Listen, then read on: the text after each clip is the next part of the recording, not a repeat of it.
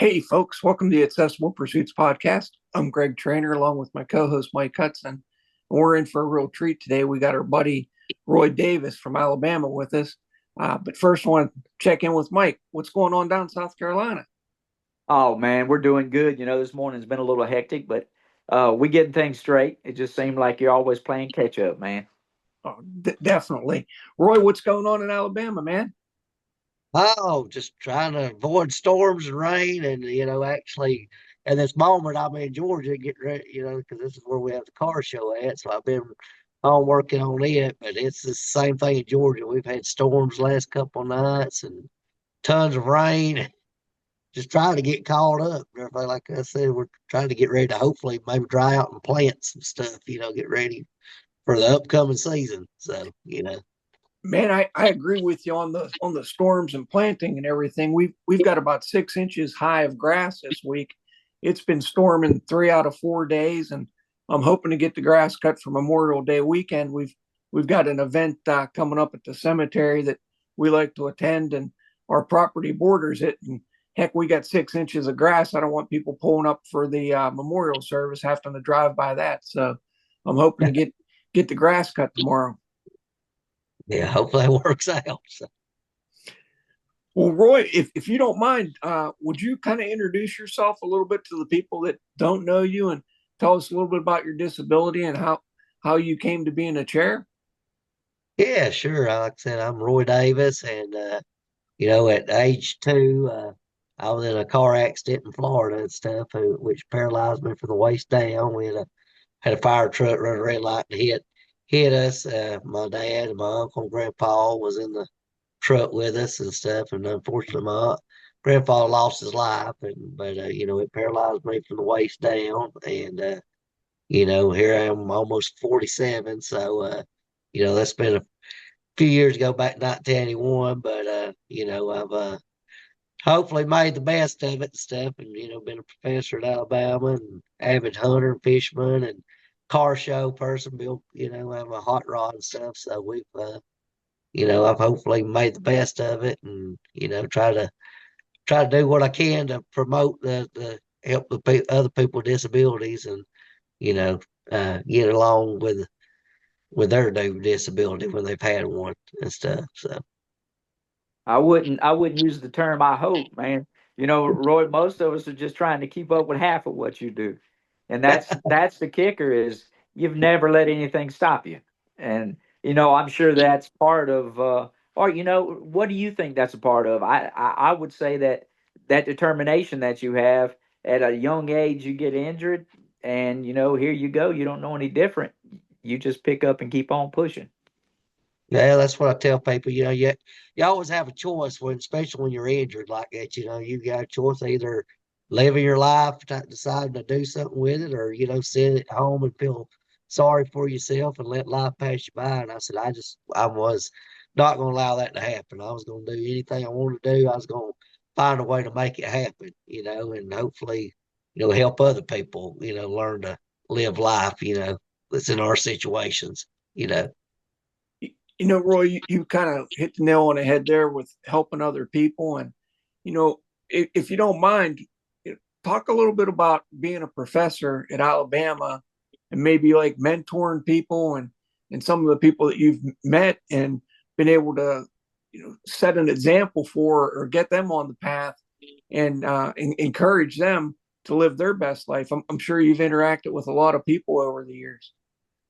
I have. I've been, being a professor, seeing hundreds, thousands of students over the years. It's always a lot of times the first day of class, if they don't know who the professor are, you see the look on their face when you roll in a wheelchair, and some of them are kind of taken back by that. But I think it helps them, encourages people that don't have disability, because they say, well, here's this guy who's went and got 3 degrees, and here he's out teaching and stuff. And I think that helps them when they get out into the real world, graduate and stuff, that know that they can do something. And of course, other people with disabilities seeing that they can, get out there and get a college education and go out and be a productive part of society. And then, I've been very blessed over the years to go to several rehabilitation places and talk to people that's having a hard time. They've just been recently injured, and they're older, in their teens or 20s and 30s and stuff. And, they're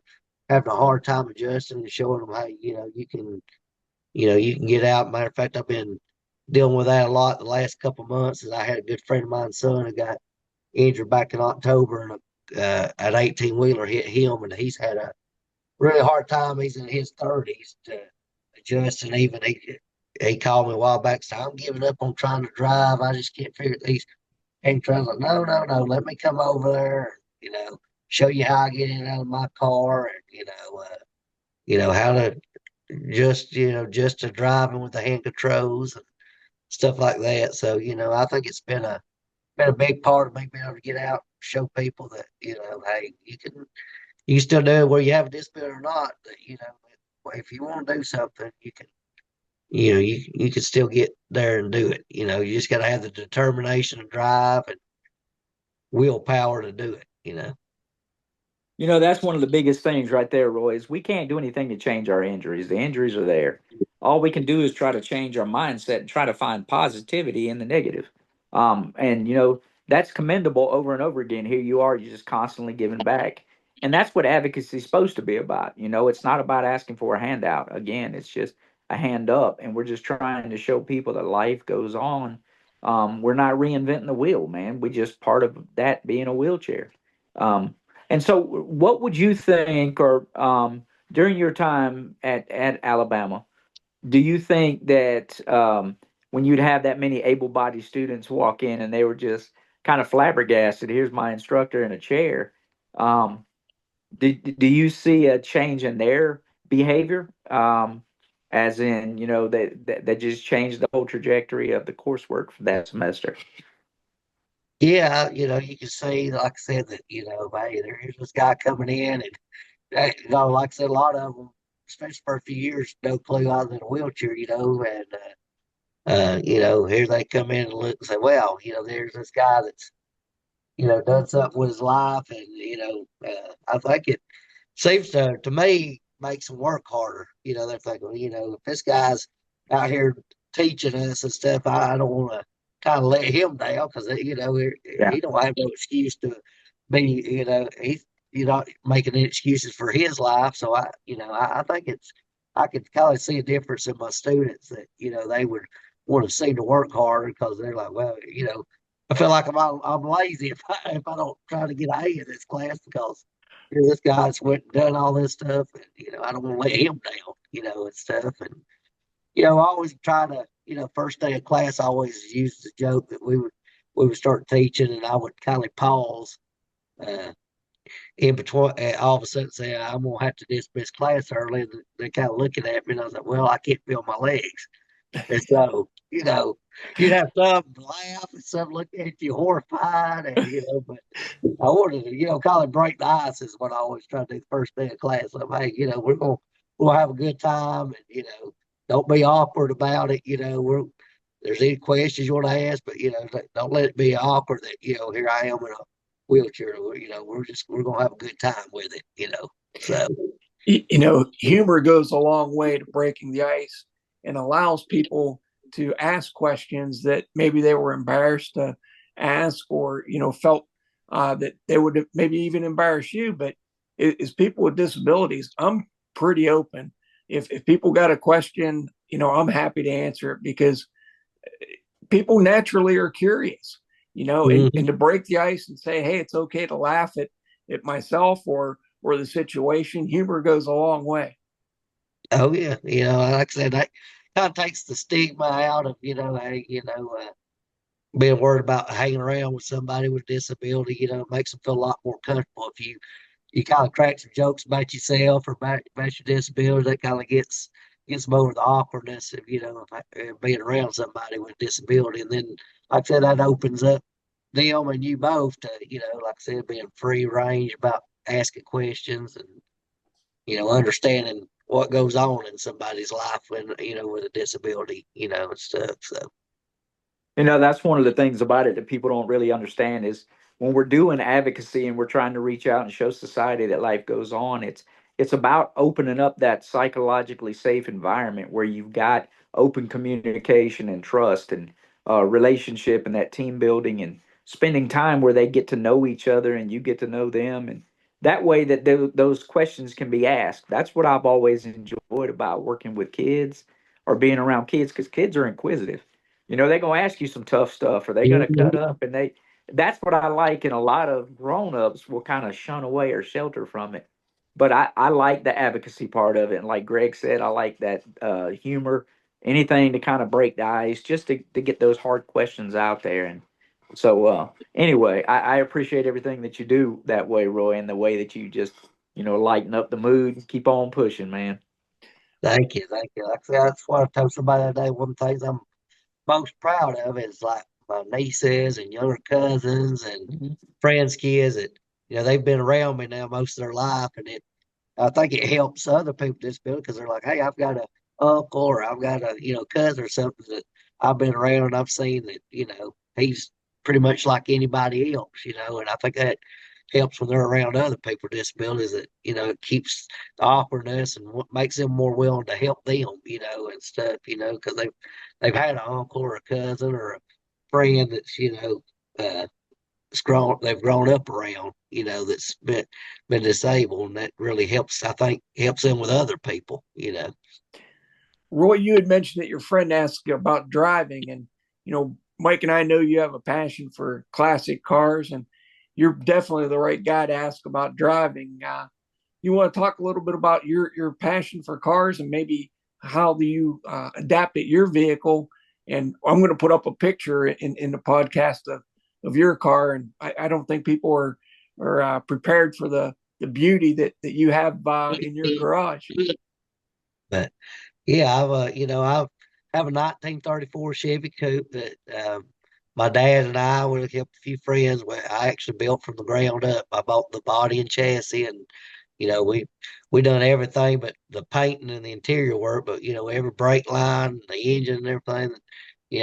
My dad has built 10 older cars himself, and so I got out there with him in the garage, and we worked on. I actually got underneath there, run brake lines and all that stuff. But I have it set up just like my everyday car, that I have the hand controls put on it, and where I can drive it to, that's a question I get a lot. It shows, did you drive this thing here? I'm like, absolutely. That's part of the fun of having it, is actually driving it, and people stop you at red lights and waving, and I said, but I said, it has the same hand controls that my everyday car that I drive has, so I can get in it and transfer over into it and go to town in it, go to the shows, and be able to drive it, enjoy it, and I love seeing the smile on people's faces, but it really kind of trips them out when they see you get the wheelchair out of there. They're not expecting somebody to get out of something like that, and hop out into a wheelchair. So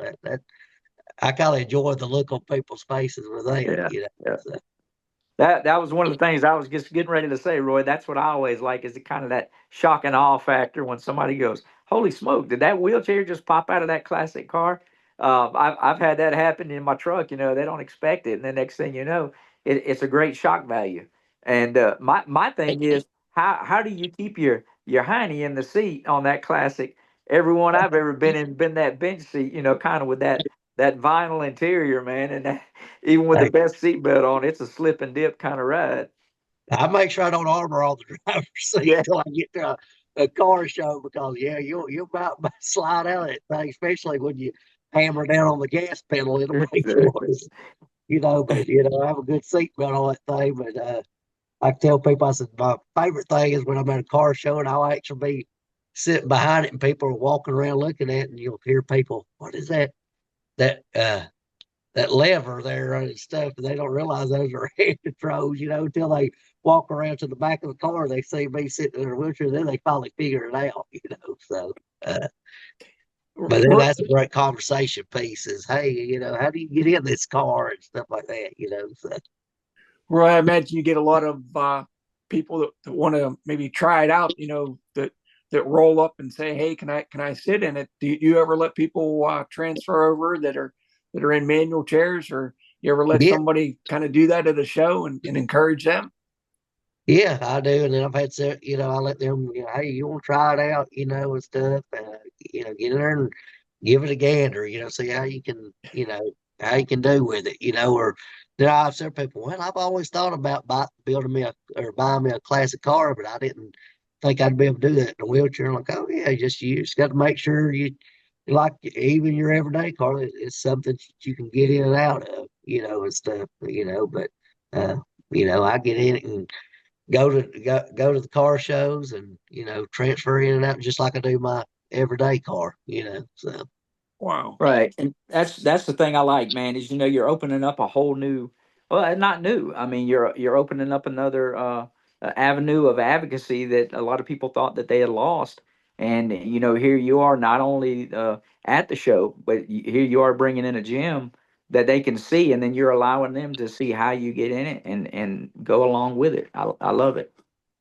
yeah, just like I said, the guy that I've been kind of working with the last few months that was injured in the truck in the accident, he was starting to work on one, and I said, hey, don't give up on it, you'll just have to modify it a little different what you was going to before your accident, but keep working on that car, because and hopefully he said he'll have it ready to bring to our show in August. So I'm kind of excited. Hopefully he sticks with it and gets it done and brings it out there, So Roy, if you want to talk a little bit about the car show that's coming up in August, it's in memory of your sister, and man, you've raised a ton of money for St. Jude, and we are so appreciative of that. But since you brought up the car show, you want to talk a little bit about that and maybe the history of it and what you got going on this year?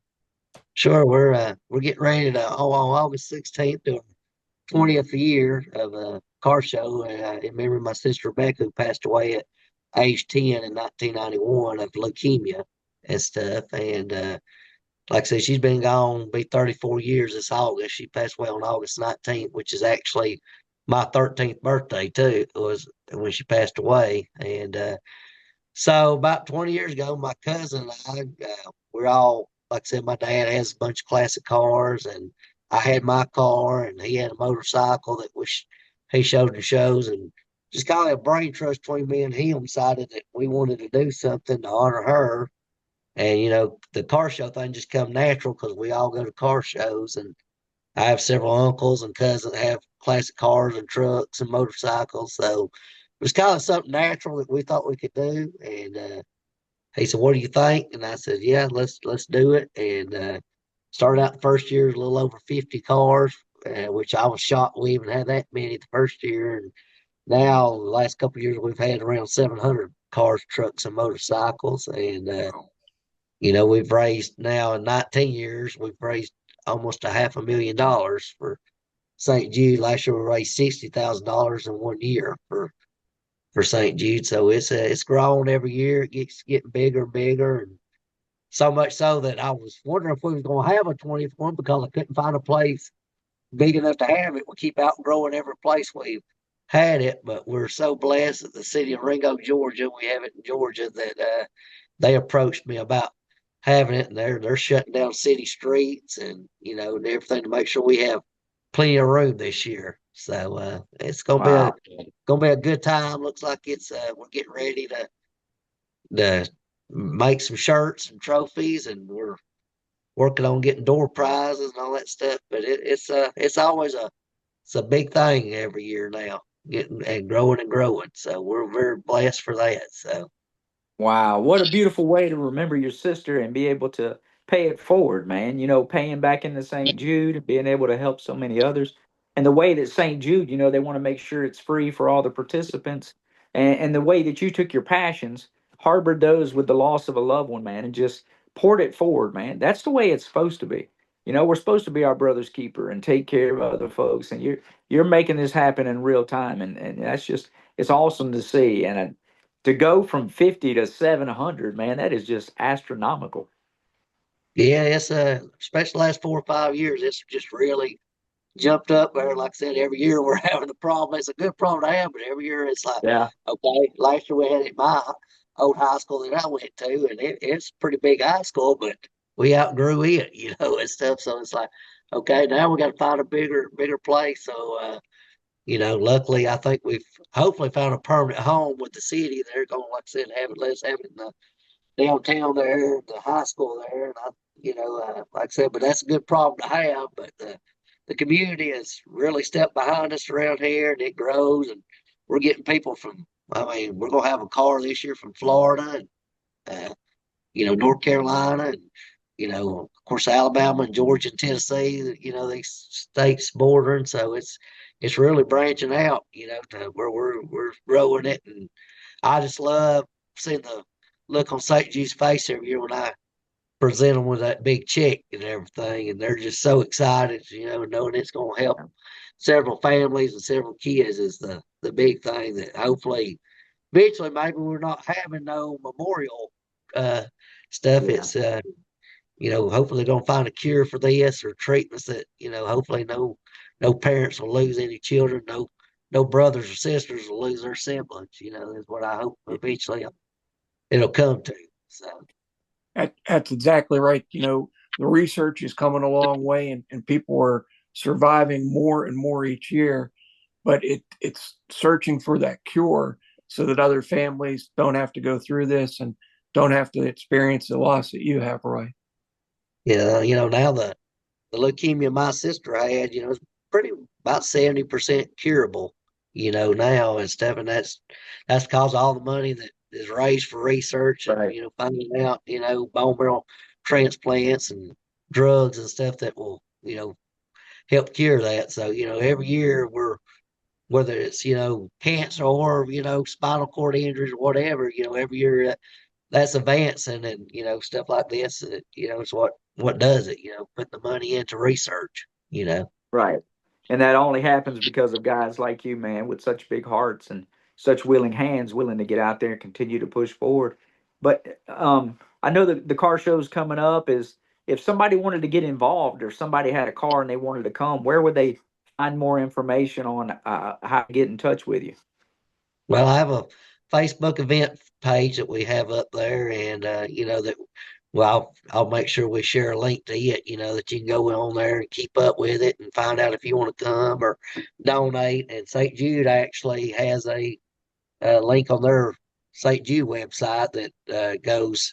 You can donate directly to St. Jude, but it will go towards our car show total. So I'll provide a link to that, and I have flyers that we post, and stuff to get more information and stuff. And people call me and directly if they, need any more information. So, it's like I said, we're very blessed that St. Jude's really got to partner with us, and they send us cups and jackets and hats that we can sell to, help raise more money. And so we've become one of their biggest one day fundraisers, as they said. That not very many people raise about $60,000 in one day. So That's a fact. And, it's a testament to the community that you live in, Roy, that everybody's getting behind 100%. this and helping to support that cause. I think it's wonderful. A lot of people, want to do the right thing. They want to help out. And for you to start this car show 20 years ago and for people to get behind you and your family. And I just think it's great that, you're doing what you can and you're making such a powerful impact every year.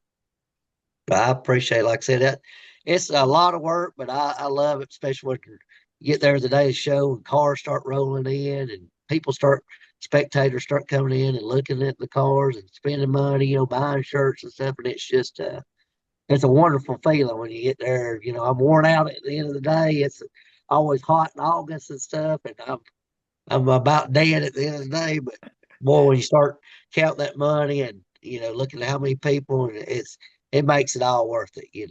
So it's a labor of love, as they say. But as long as I'm physically able to do it, we're gonna keep doing it. So That's one of the most beautiful things about the community we work in that we get to be a part of and that we can continue to advocate for is that Greg and I get to do this podcast and be able to see people in different pursuits.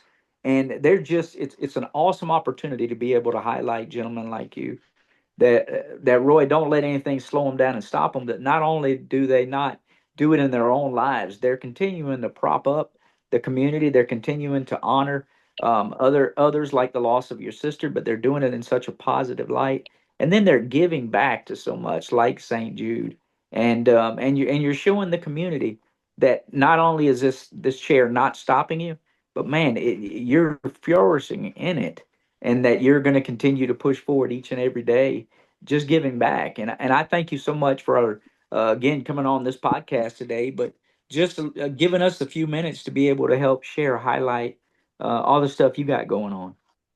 Well, I appreciate being on here. Y'all give me the opportunity to, kind of maybe expand our platform, our reach, to, like I said, a little further out than what we are now. And like I said, it's always a blessing to see people's faces. Like I said, a lot of people come and not knowing who I am, they'll come to the show, be their first time or something, and they'll come out there and they'll say, "Who's in charge of this?" And somebody said that guy over in the wheelchair, and it's got, like I said, it's got the same look as when you've been a professor. Like, oh, this is the guy that's running the show, and stuff. And they see me out there sweating right with them and getting out there, in the heat and wheeling around. I said, by the end of the day, I said, my arms are about jello and stuff from running from one end of that park lot to the other, trying to make sure everything's going smoothly as we can, and stuff. But I said, I enjoy it. Like I said, I enjoy it. It gives me a chance to, not even for St. Jude, but just for people with disabilities too. You go into these places asking for donations, and then you get to talk to them about your own disability and stuff, and they want to know more about that. And reaching out and, oh, I've got somebody, and I've got a brother, or I've got a cousin or something that's in a wheelchair, and getting to talk to them about, end up turning out to talk, instead of St. Jude, you get to talk about your disability and stuff too, and reaching out to people about that. So the car show ends up being kind of like twofold. I tell people it helps to raise money for people with cancer, but it ends up I get to talk about a little bit about my situation and reach out to people that, like I said, just about everybody knows somebody either with cancer or with a disability. So it ends up being working out twofold, So. That's right. Yeah. Well, I'm going to put you on the spot. I know you probably got, 15, 20 different categories, but what car or truck are you looking forward to seeing the most? Or, it's a lot of work, but what's the head turner that you're looking forward to seeing?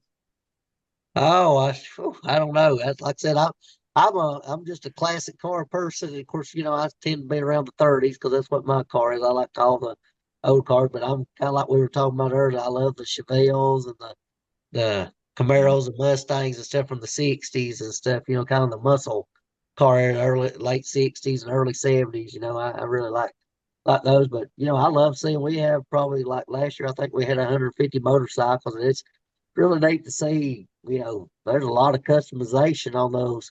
People put a lot of time Mhm. and money in those motorcycles and stuff. So I enjoy seeing it all.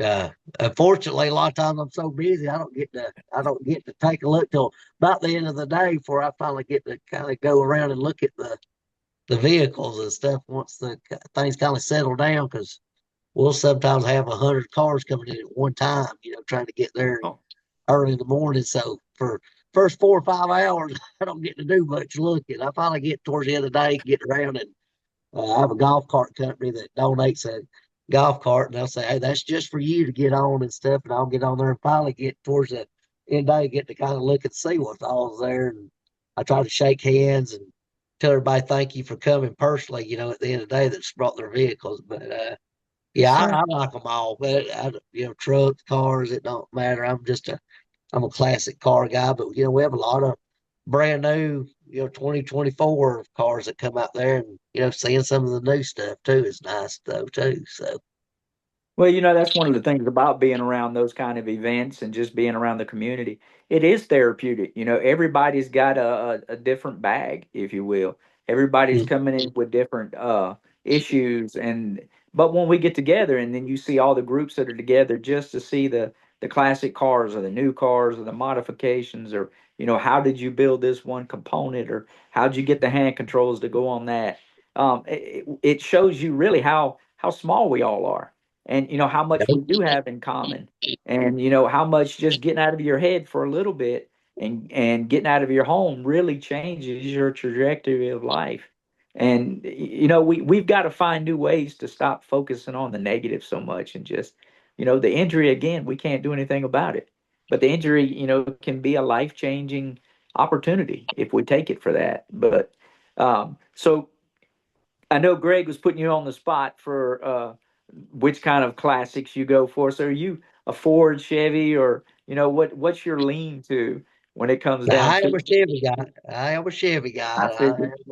Of course, that's what my car is too. Like I said, it's a Chevy, so I am a Chevy guy. But you know, the classic cars they built so many. I mean, there's so many Ford and Dodge, whatever that, especially like I said back in the 50s and 60s and 70s. That they're just all unique. So there's several cars from different makes that I really like. But I am a Chevy guy. That's what I built. And that's what I've drove most of my life as a GM product. And stuff. So yeah, as my everyday car, my dad's a Chevrolet guy, so that's just kind of what I've grown up around. Is what you've kind of grown up with your family. You kind of tend to lean towards those kind of cars. So. Well, with 700 vehicles attending, bikes, trucks, cars, and they're all works of art anymore. I mean, if you've been around any type of car show, for the people listening, you can look at these vehicles and just see the love and passion that everybody that makes it and goes to the show puts into it. I don't know how many hours you and your dad have into your car, but it's definitely a work of love, and it shows whenever you're rolling by some of these vehicles that there's just not a speck of dust on them. And the preparation to show these cars, it's just an amazing amount of work, and the passion's, obviously there.